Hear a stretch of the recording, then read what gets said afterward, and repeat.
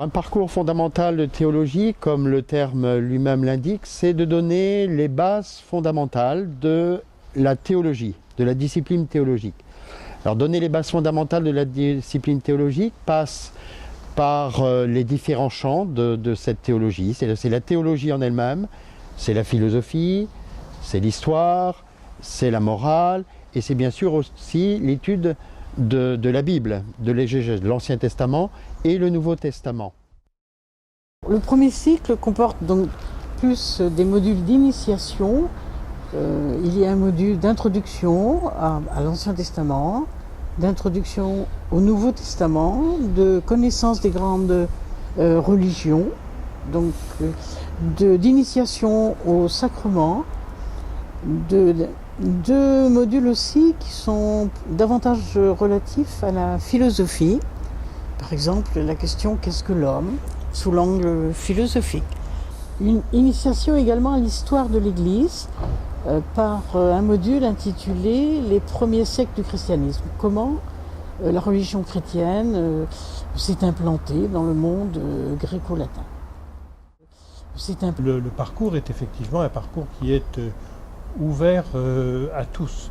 Cependant, tout le monde, tous ceux qui y viennent, ne cherchent pas exactement la même chose.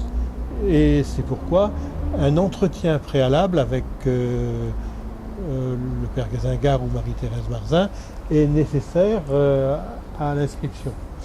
Ensuite, les gens peuvent effectivement choisir de faire une année, un cycle, une année, un module, 2 modules, 3 modules, c'est assez libre en la matière.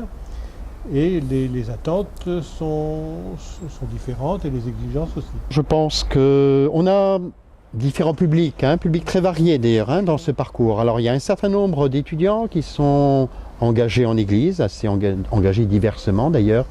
D'autres sont moins engagés. Alors je dirais pour ceux qui sont engagés en Église, ça leur donne aussi une compétence intellectuelle qui les soutient et qui peut les aider dans leur travail en Église. Pour d'autres qui ne le sont pas, mais qui sont dans leur vie professionnelle aussi, ça leur donne un soutien, un éclairage, des clés de compréhension.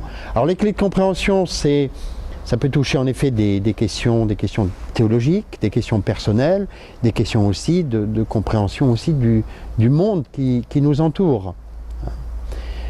Donc voilà, l'apport est divers. L'apport aussi est en fonction des attentes des uns et des autres. Et le parcours de théologie veut rejoindre chacun dans les questions et dans les attentes qu'il porte. Rejoindre chacun dans les questions et dans les attentes qu'il porte.